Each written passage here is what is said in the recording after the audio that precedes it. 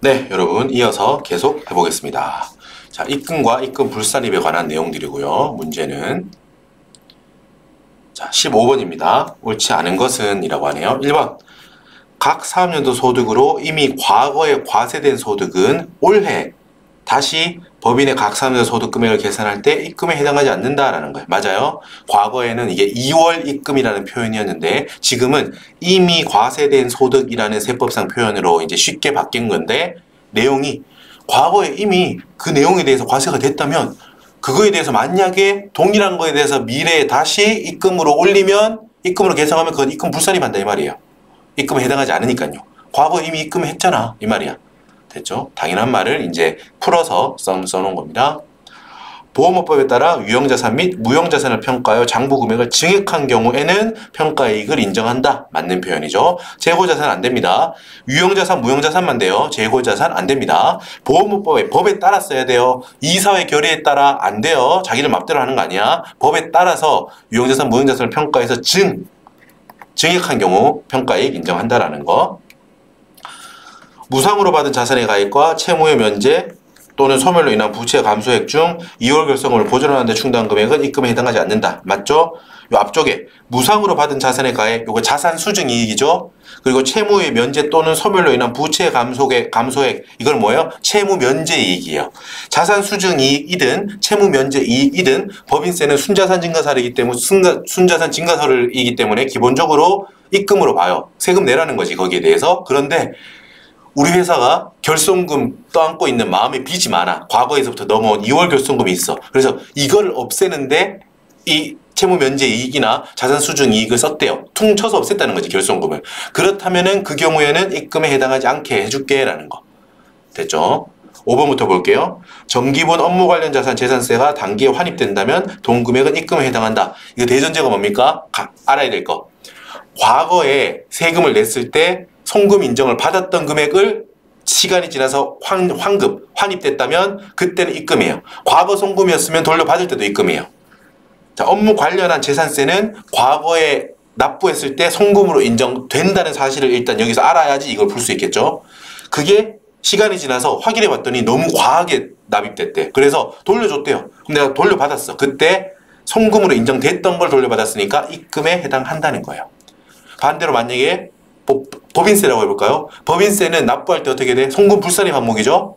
그게 나중에 환입됐다. 환급됐다. 일부가. 그러면은 어때? 입금 불산입 항목이죠. 됐죠? 요렇게. 4번. 채무의 출자 전환으로 주식을 발행에만 있어서 그 주식의 시가를 초과하여 발행된 부분은 입금에 해당하지 않는 게 아니고 입금에 해당하죠. 기본적으로 여러분 액면가액을 넘어서는 거, 액면금액을 넘어서서 발행한 부분에 대해서는 우리 주식 발행 초과금이라고 해서 회계에서 공부하잖아요. 자본잉여금, 그래서 입금 항목이 아니에요. 하지만 액면가액이 500원이야. 시가는 1000원인데 1300원에 발행했다고 하면 어때요? 액면금액 500원을 넘어서서 시가까지 해당하는 요 500원 넘는 1000원까지 요 500원에 대해서는 입금 불산입 항목, 주식 발행 초과금으로 보지만 시가 1000원을 넘는 300원, 1300원 발행가액 차이 요 300원에 대해서는 입금으로 본다라는 거야. 됐죠? 요거에 대한 거 정리가 돼 있고. 옳지 않은 것은 법인의 각 사업에서 생기는 사업 수익 금액은 입금에 산입합니다. 맞아요? 기업회의 기준에 따른 매출 애누리, 매출 할인은 빼요. 요거는 여러분 맞다고 했죠. 매출 애누리, 매출 한입, 매출 할인, 매출 환입 이 세 개 시리즈는 회계, 법인세법, 부가가치세법, 소득세법 불문하고 다 빼주는 거예요. 총 매출액에서 제외해야 돼 얘들은. 실제 매출된 게 아닌 거거든. 됐죠? 결과적으로 할인해줬든 환입이 됐든 깎아줬든 다 매출액에서 빼냅니다. 3번부터 볼게요. 입금은 자본 또는 출자의 납입 및 법인세법에서 규정하고 있는 것은 제외하고 해당 법인의 순자산을 증가시키는 거래로 인해 발생하는 수익으로 한다. 자, 두 개를 뺀다는 거야. 기본적으로 순자산이 증가했으면 그 증가분에 대해서 세금을 내라. 이게 순자산 증가설. 법인세는 이걸 채택하는데 두 경우는 제외한다는 거야. 주주와의 거래, 자본 출자의 납입은 빼라는 거야. 그리고 법인세법에서 별도로 입금 불산입 항목이라고 규정하고 있는 친구들은 얘들도 빼라는 거야. 순자산 증가분 중에서 이 두 경우를 빼고는 다 과세한다 이 말이에요. 3번은 금반입니다. 4번. 정기에 송금으로 처리한 업무용 건물에 대한 재산세. 봐, 또 나오잖아. 송금으로 인정됐었죠? 이게 환급 받았어요. 그럼 일단 뭐다? 입금 항목이라는 거 우리 알아, 이제. 근데 조금 더 한 걸음 더 나가요, 이거는. 이 환급 받아서 이 내용을 회사가 정기 오류 수정 이익, 카테고리가 중요해. 이 잉여금의 증거로 처리했어요. 이때 세무조정이 뭘 들어가냐는 거야. 만약에 여러분 회사가 환급 받아서 입금 항목, 그러니까 수익으로 잡아뒀다면 세무조정 할 게 없어요. 그지? 그런데 여기는 뭐야? 기분이 좋긴 한데 세금을 안 내고 바로 자본의 5번째 층인 이익잉여금으로 넣었다는 거야. 뭐? 세금을 안 냈다는 게 중요해요. 단기 순이익으로 안 봤으니까 세금을 안 내고 바로 자본 건물에 입주시킨 거야. 세법은 아니라는 거지. 세금 내라는 거야. 입금 항목이잖아. 왜 세금 안 내고 자본에 들어가? 세금 내시고 이익잉여금으로 가세요. 라는 거야. 제가 아까 요 말 들으니까 뭐가 생각나요? 아무것도 생각 안 나겠지만 뭐가 생각나야 돼요? 기타가 생각나야 돼요. 기타. 자본이라는 큰 건물 안에서 층, 이익잉여금 층 안인데 그 안에서도 이익잉여금은 세금을 내고, 즉 과세가 되고 이익잉여금 층에 입주한 사람이 있고, 지금처럼 바로 이렇게 이익잉여금 층에 들어오게 하는 경우가 있는데, 세법은 아니야, 같은 층에 결국 들어가더라도 세금 내시고 여기 입주하세요 라는 거야. 그걸 조정하는 게 뭐다? 기타예요. 입금 산입하고 기타인 거예요, 이거. 맞아요. 만약에 정기 오류 수정 이익, 명칭은 똑같더라도 이게 오류 수정 공부를 안 하셨기 때문에 이게 좀 어려울 수 있는데, 이름은 정기 오류 수정 이익이더라도 이렇게 괄호 치고 단기 이익, 단기 수익이라고 표현이 만약에 돼 있다. 그러면 세무조정할 게 없다고요. 세금 내는 거거든, 그게. 됐죠? 5번. 또 나오죠. 보험업법에 따라 유형자산 혹은 무형자산을 평가하여 장부금액을 증가시킨 경우는 평가이익을 인정한다라는 거. 보험업법에 따라 써야 돼. 이사회 결의로 한다, 자기들 멋대로 한다, 아니에요, 이거. 재고자산을 평가했다, 그럼 틀린 게 되는 거라는 거. 됐죠? 넘어갑시다. 옳은 것은 입금은 자본 또는 출자의 납입을 제외한 모든 형태의 순자산 증가거래다. 아까 여러분 2개가 빠졌었잖아요. 그러니까 여러분 민감하게 봐야 돼요. 기출문제를 볼 때 제가 뭐 기본 강의 때 늘 설명드렸지만, 공부를 할 때 그냥 단순히 틀렸다고 하면 안 되고 어디가 틀려서 틀렸는지를 최소한 알아야 돼요. 기본 강의에는 제가 이거 설명하면서 한 걸음씩 조금씩 더 나갔어요. 다른 세목이랑도 엮어보고 다른 어떻게 문제가 바뀌었을 때에 대한 예제 같은 것도 우리끼리 더 해보고 이렇게 했었는데, 지금은 최소한이 어디가 틀렸는지만 짚어보고 있어요. 압축 특강이니까 이거 양해해 주시고. 아까 2개가 빠졌잖아. 자본 또는 출자의 납입 제외했어. 그리고 또 못 빼졌어요. 법인세법이 입금 불산입 항목으로 정해놓은 것들도 뺐지. 한 칸이 더 있었잖아요. 2개를 제외하고 나머지 다 순자산 증가한 거에 대해서는 과세하겠다 이거였죠. 하나만 빼면 안 되잖아요. 이 표현대로 하면 이 입금 불산의 항목까지도 과세되는 걸로 되잖아. 그러니까 틀린 게 되는 거예요. 3번. 추계하는 법인은 임대보증금에 대한 간주임대료를 입금에 산입하되 주택에 대해서는 산입하지 않는다. 아니죠. 요거. 간주임대료 계산할 때 법인 같은 경우는, 법인세 같은 경우는 추계하는 경우에만 주택에 대한 간주임대료를 계산한다라는 거. 장부를 계산하고 장부를 썼는데 이게 차입금 과다하고 뭐 그런 거 있잖아. 조건 있죠. 차입금 과다하면서 자산에 대한 부동산 비중이 높고 이런 경우라서 간주임대료를 계산한다면 그때는 주택은 계산 안 하잖아요. 저 아래에 보면 여러분 다 설명되어 있습니다. 한번 찾아보세요. 국세 또는 지방세의 과원납금의 환급금 및 환급금에 대한 이자는 당초 지출 시 송금 됐었던지 안 됐었던지에 따라 판정한다. 틀렸어요. 방금 우리 열심히 했던 거, 아까 업무 관련 재산세 이거 말할 때 네가 말했잖아. 과거에 송금으로 인정됐던 거는 돌려받으면 입금 항목, 과거에 송금으로 인정받지 못했던 걸 돌려받으면 입금 항목이 아니다. 이렇게 하셨잖아. 이거 방금 이거 그래서 4번이 맞는 표현 아니냐? 할 수 있지만 주의할 거, 여러분. 자, 환급금에 대한 이자, 여기 때문에 틀렸다고요. 환급금에 대한 이자는 국가가 너무 많이 받아서 갖고 있었던 거를 미안한 거야. 그래 돌려주면서 이자를 더 쳐주는 거거든. 미안해서 더 주는 거야. 그래서 그거는 무조건 입금 불산입이에요. 즉 환급금에 대한 이자의 경우는 원본이 원래 낼 때 송금 인정받았든 안 받았든 그런 거 상관없어. 무조건 입금 불산입이라고요. 이 부분 때문에 틀린 거예요. 환급금에 대한 이자는 돌려주는 거, 오랫동안 국가가 갖고 있었던 거에 대한 미안함을 표시하는 보상 성격이거든. 거기에 대해서 세금 내라고 하면 안 되기 때문에 입금 불산입이에요. 그래서 이게 틀린 게 되는 거예요, 문장이. 됐죠? 자, 5번. 정당한 사유 없이 업무 보관 가지입금의 이자를 회수하지 아니한 경우에는 이자 발생일에 속하는 사업연도의 입금을 산입한다. 이게 틀렸어요. 요 뒤에 볼게요.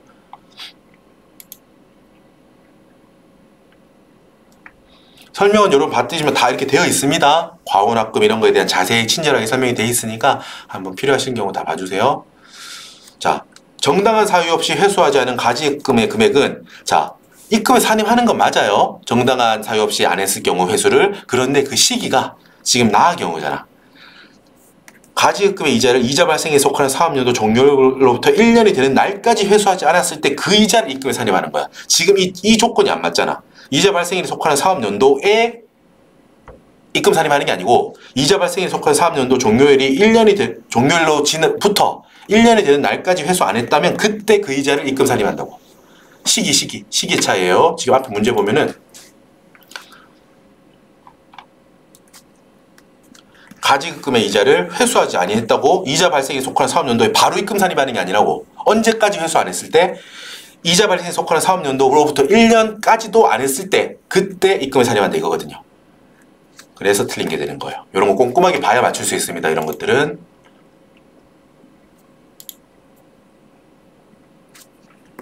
옳은 것은 자기 주식을 취득하여 소각함으로써 생긴 이익은 입금에 해당하나 틀렸고 매각함으로써 생긴 매각 차익은 입금에 해당하지 않는다. 이게 반대로 돼 있어. 틀렸어요. 기본적으로 여러분 뭐다? 세법은 자기 주식 처분 이익은 입금으로 보고 자기 주식 처분 손실은 송금으로 보고 대신 자기 주식 소각 이익은 입금 불산입 항목으로 보고 소각 손실은 송금 불산입 항목으로 본다. 그러니까 처분 손익은 입금 혹은 송금으로 보고요. 소각 손익은 입금 불산입, 송금 불산입 항목으로 보는 거예요. 그러니까 이게 반대로 돼 있는 거예요. 소각할 때의 손익은 입금에 해당하지 않고요. 송금이라면 송금에 해당하지 않고요. 매각, 즉 자기주식 처분이익은 입금에 해당하거든요. 그러니까 이게 반대로 표현되어 있다고요. 1번이. 손해배상 청구권에 의해 받는 보상금은 법인의 순자산을 증가시키는 거래로 인해 입금에 해당한다. 기본적으로 여러분 순자산 증가설이라고 했잖아. 순자산이 증가하면 입금이니까 세금 내세요라는 게 원칙이고 이렇게 손해배상 청구권으로 보상금을 받더라도 기본적으로 과세합니다. 자, 주식의 소각 감소로 인해 주주 등이 받는 금액과 그 주주가 주식을 취득할 때 들어간 돈의 차이는 입금으로 보지 않는다. 틀렸어요. 돈은 차이는 배당으로 보기 때문에 과세합니다. 뒤쪽에 설명을 볼게요.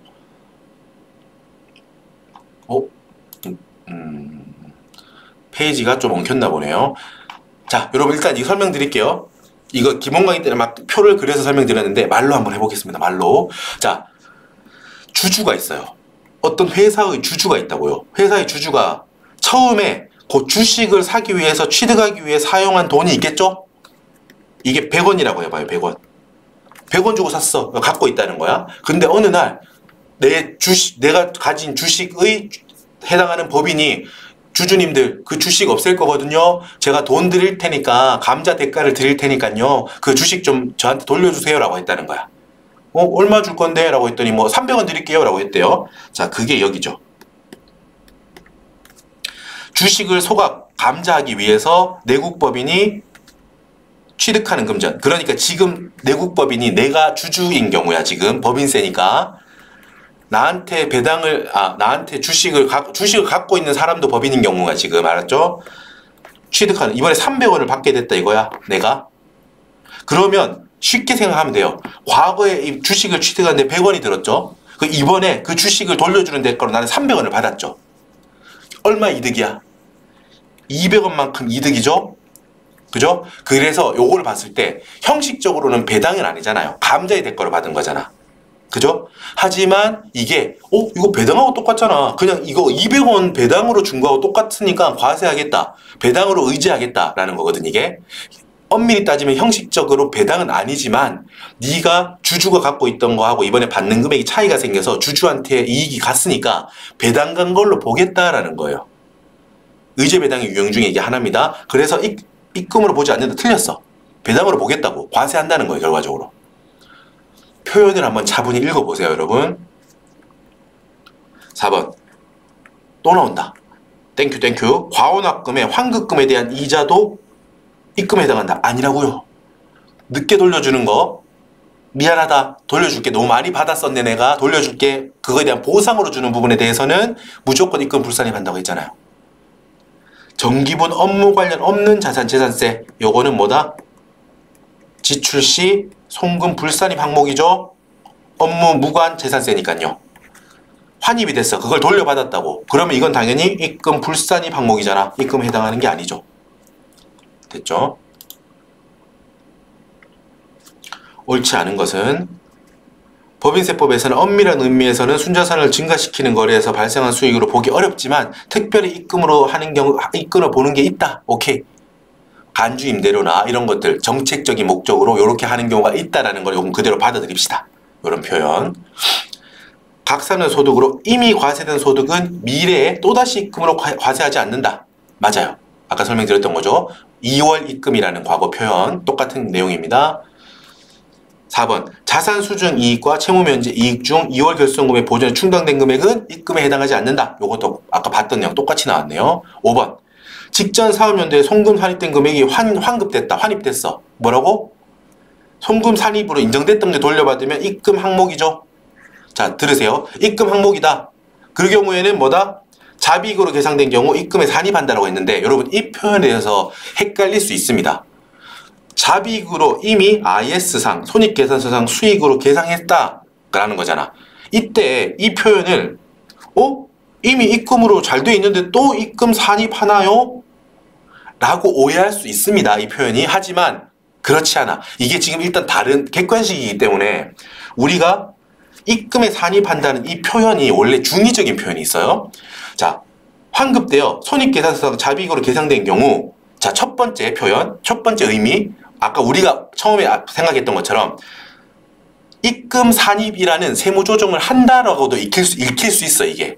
그리고 나서 두 번째는 뭐다? 그리고 나서가 아니고요. 두 번째는 어떻게 해석할 수 있냐면 자비익으로 회사가 손익계산서에 계상한 경우 그걸 인정해서 회사의 장부대로 입금에 산입하는 걸 그대로 인정한다라고도 읽힐 수 있다고 이게.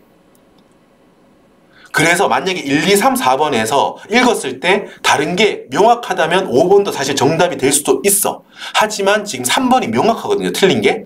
그래서 요거를 입금에 산입한다는 표현을 두 번째, 즉 회사가 자비익으로 계상해 놓은 경우에 그거를 그대로 입금에 산입하는 걸로 인정한다는 걸로 읽어야 된다고 지금은. 그렇게 읽혀야 된다고요. 됐죠? 충분히 아까처럼 첫 번째 왜 또 세무조정하면 안 되잖아요 라고도 생각할 수 있다고요. 그게 틀렸다는 게 아니고요. 두 가지 다 경우를 해석할 수 있다고 지금 이 문장 자체가. 하지만 우리는 뭐다? 객관식이니까 상대적으로 보는 거예요. 3번 특수관계에 있는 법인으로부터 유가증권을 시가보다 싸게 산 경우 차액을 입금에 산입하고 유보로 처분합니까? 아니죠. 어디가 틀렸어요? 특수관계에 있는 개인으로부터 유가증권을 싸게 샀을 때 그 싸게 산 만큼을 입금 산입 유보로 하잖아. 딱 틀린 게 명확하잖아. 그러니까 5번은 아까 두 번째 해석처럼 회사가 손익계산서에 수익으로 계상한 거를 세법도 입금에 산입하는 걸로 인정하겠다라고 읽어야겠구나라는 말로 해야겠구나라고 해석한다고요. 해석해야 된다고요. 됐죠? 넘어갑니다. 배가 고프네요. 톤이 높으면 빨리 배가 고파져요. 조금 침착하게 해보겠습니다. 근데 제가 보니까 제가 침착하게 안 되는 것 같아요. 강의할 때 톤을 원래 그 톤을 바꿀 수가 없어. 하다 보면. 자, 해보겠습니다. 나름대로 열심히 하려고 하는 거예요. 이렇게 해야 잘 전달된다고 생각해서 제가 강의 톤을 이렇게 가는 거예요, 여러분. 자, 해봅시다. 옳은 것은 1번 채무의 출자 전환 시 시가가 액면가액에 미달하는 경우에는 입금에 산입되는 채무 면제액은 발행가액에서 액면가액을 차감하여 계산한다 라고 했습니다. 자, 1번 같은 경우는 여러분 제가 밑에 경우 이렇게 따로 뒀어. 요거를 한번 봅시다.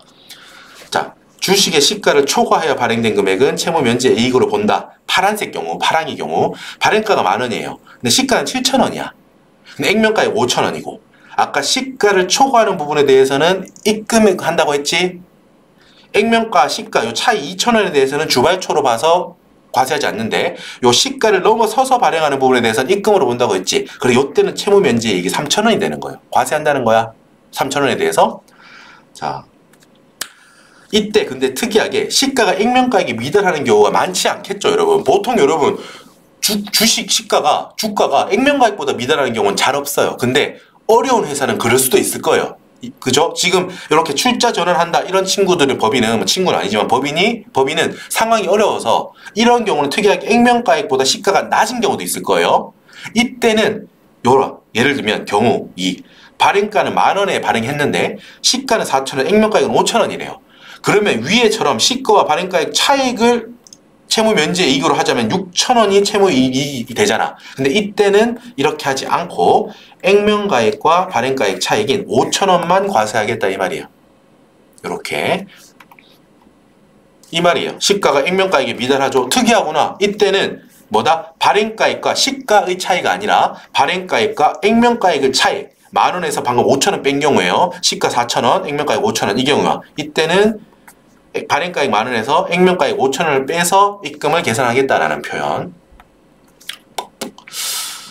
특수관계에 있는 법인, 유가증권 싸게 매입했다. 차액을 입금 산입 유보 틀렸어. 또 어디? 법인이 아니에요. 특수관계에 있는 개인으로부터 유가증권을 싸게 산 경우입니다. 자, 2월 결성 후에 보존에 충당하지 않은 자산 수준 이익과 채무 면제 이익은 해당 사업연도에 입금 불산입하고 그 이후의 사업연도에 발생한 결성 후의 보존에 충당할 수 있다. 자, 틀렸어요. 주관식에도 자주 나오죠. 여러분, 자, 자산 수준 이익과 채무 면제 이익을 그 해에 입금 불산입을 했으면 나중에 또 충당할 수 없어요. 한 번만 쓸 수 있는 거야. 쉽게 말해서. 3번 내용 한번 볼게요. 한 번만 쓸 수 있고 지금 이 내용을 잠깐만요. 다시 한번 확인할게요. 한번 요거는 조금 다른 내용이네요. 일단 여러분 주관식에서 많이 나오는 건 이거예요. 입금 불산입으로 만약에 충당했다. 결손금을 충당했다. 이러면은 그 밑에 있는 2월 결손금 각사소에서 2비소 뺄 때 2비소에 또 못 빼줘. 한 번만 쓸 수 있다는 거예요. 지금 이거는 살짝 결이 다르네요. 자, 일단 지금 해당 사업연도에 입금 불산입하지 않았다. 결손금 보존에 쓰지 않았다라는 거예요. 자, 쓰지 않았는데 그러면 계속 남아있다는 거 아니야? 2월 결손금이 남아있다는 거죠. 그리고 자산 수준이 남아있다는 거지. 이때 여러분 여기 미래에 쓸 수 있는 경우가 있어. 미래에 다가올 결손금의 보존에 충당할 수 있는 경우가 있어. 이거는 선택사항으로서 아무 법인이나 되는 게 아니에요. 가, 나, 다라 이렇게 부실 징후, 회색 계획, 인가, 경영 정상화 계획 이런 어려운 경우에 한해서 미래에 생길 걸 대비해서 입금 불산입을 할 수 있는 거거든. 아무나 전범이 되는 게 아닙니다. 자, 요걸 한번 읽어보세요. 그렇기 때문에 이렇게 지금 입금 불산입 하지 않았다고 미래에 다 보존에 충당할 수 있다 이것도 아니고 지금 입금 불산입 쓴 거를 나중에 또 쓸 수 있다 이것도 아니고요. 됐죠? 3번 한번 차분히 읽어보시고 뒤에 내용 한번 읽어보세요. 좀 내용이 많지만 읽어보세요. 자, 추계 결정하는 경우 주택임대보증금 산입하지 않는다. 이거 또 나왔지? 반갑다 친구야. 틀렸어. 법인세 추계할 때는 주택임대보증금에 대한 간주임대료를 계산한다. 오케이. 간주입금 계산 시 차감한 수입이자에는 기간경과분 미수이자를 제외한다. 땡 틀렸습니다. 간주임대료 계산 시 추계가 아닐 때는 우리가 수입이자를 빼줘요. 이중과세 되지 않게 하기 위해서 이미 이자 수익으로 과세됐을 거니까 그만큼은 빼고 간주임대료를 계산한단 말이에요. 근데 그때 빼주는 이자를 계산할 때 뭐 현금주의에 의한 이자가 아니고요. 기간경과분 미수이자가 무슨 표현입니까 여러분? 뒤에 기간경과분 미수이자라는 거는 여기죠. 여기 기간경과분 미수이자라는 거는 즉 우리가 회계에서 아직 은행으로부터 돈을 받을 때는 안 됐어. 귀속 시기는 안 됐지만 기간이 지나서 내가 받을 권리가 생겼어. 그때 계산하는 게 뭐예요? 차변의 미수수익 100원. 미수수익은 자산이죠. 대변의 이자 수익 100원. 이건 당연히 IS상 수익이고요. 써놓고도 무슨 말인지 모르겠네요. 알죠? 미수수익, 이자수익입니다. 현금은 주고받지 않았어. 현금은 받지 않았지만 자산 차변에 계상하고 대변에 수익 계상할 수 있죠. 이게 뭐다? 기간이 경과함에 따라 회계 원리에서 배우는 거. 발생한 거야, 수익이. 발생주의. 그래서 수익으로 계상했다는 거야. 지금 여기서 빼주는 수익에는 현금으로 받지 않았더라도 이런 기간이 경과함에 따라 네가 인식한 자산, 미수이자에 대한 이자 수익 금액도 빼주겠다라는 거야. 됐죠? 자, 됐습니다. 이렇게 해서 얼른 빨리 정리를 했고요. 또 쉬셨다가 또 입금불산입으로 수입배당금 입금불산입에서 찾아뵙겠습니다. 고생하셨습니다.